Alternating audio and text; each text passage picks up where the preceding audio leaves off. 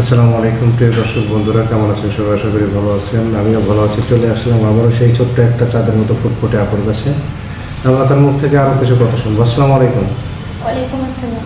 আপু কেমন আছেন? এই তো আলহামদুলিল্লাহ ভালো আছি। আচ্ছা, আমি আপনার ব্যক্তিগত জীবনে কিছু প্রশ্ন করতে চাই। হ্যাঁ করেন। আপনি ছোট থেকে বড় হয়েছেন কোন জায়গা? না।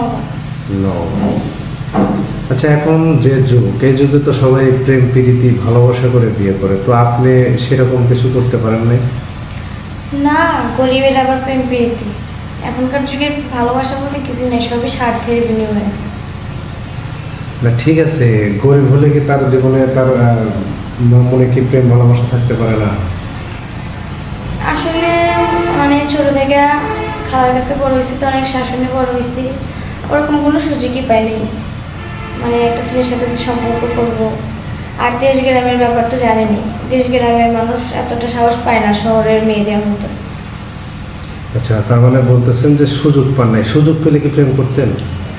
না, আমি সবসময় আমার নিজের দিকে তাকাই যে আমি কি, আমাকে কে বা বিয়ে করবে ভালোবেসে, ওরকম কপাল নাই।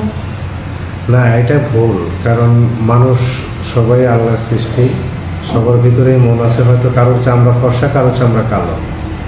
এখন কালো বলে যে সে মানুষ না, তা তো কিছু না। কালো মেয়েদেরও তো বিয়ে হচ্ছে। এখন আমার প্রেম করে বিয়ে করার কোনো ইচ্ছাই নেই, কারণ প্রেম করে বিয়ে করলে বেশিরভাগই ছাড়াছাড়ি হয়, কিছুদিন সংসার করার পরে ওইটা টিকে না।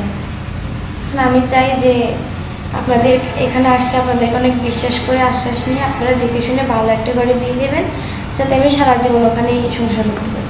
আচ্ছা, আমরা যদি আপনাকে দেখে শুনে ভালো একটা বিয়ে দিই, আপনি কি সংসার করবেন ওখানে? হ্যাঁ, আমি সারা জীবন সংসার করবো। নাকি আবার ওখান থেকে চলে আসবেন? না না, একটা মেয়ের জীবনে কতবার বিয়ে হয়, ওখান থেকে যে চলে আসবো তারপরে কি আমার খালারা আমাকে আর জায়গা দিবে? কখনোই দিবে না। আচ্ছা। কারণ এমনিতে আমি তাদের কাছে এখন বোঝা হয়ে গেছি, বয়স হয়ে যেতেছে, বিয়ে হইতেছে না। আবার যদি বিয়ের পর চলে আসি তখন আরও নিবে না, দূর দূর ছাই ছাই করে দাঁড়িয়ে দিই। আচ্ছা, বুঝতে পারছি। আচ্ছা, আপনার গ্রামে কোনো ছেলে কি আপনার ভালো লাগে? না, এরকমভাবে কাউকে ভালো লাগে না। আচ্ছা, আপনার ভিডিও বানাচ্ছে অনেক জেলার ছেলেরাই, অনেক জেলার মানুষই আপনাকে দেখবে। মানে আপনার পছন্দ কোন জেলার ছেলেকে পেলে আপনি বিয়ে করলে খুশি হবেন? আমার ওরকম কোনো জেলা এখনই করা হয় নাই।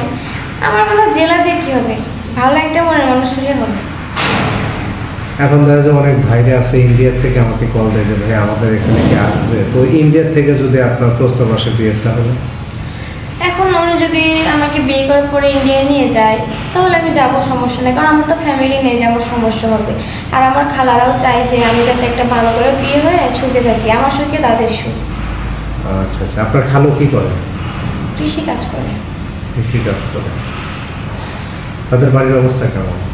অবস্থা খুব খারাপ, মানে কোনো রকম আল্লাহ দিন নেই। আচ্ছা, তাহলে আমরা যেখানে বিয়ে দেবো আপনার সেখানে অভাব নাই? না, ছেলে কারণ আমার বিশ্বাস আছে যে আপনারা খারাপ জায়গায় দিবেন না। ছেলে যদি দেখতে কালো হয়? কালো হোক, সমস্যা নেই। কালো হলে মেনে নেবেন? হ্যাঁ। নিজের কাছে খারাপ লাগবে না? খারাপ কেন লাগবে?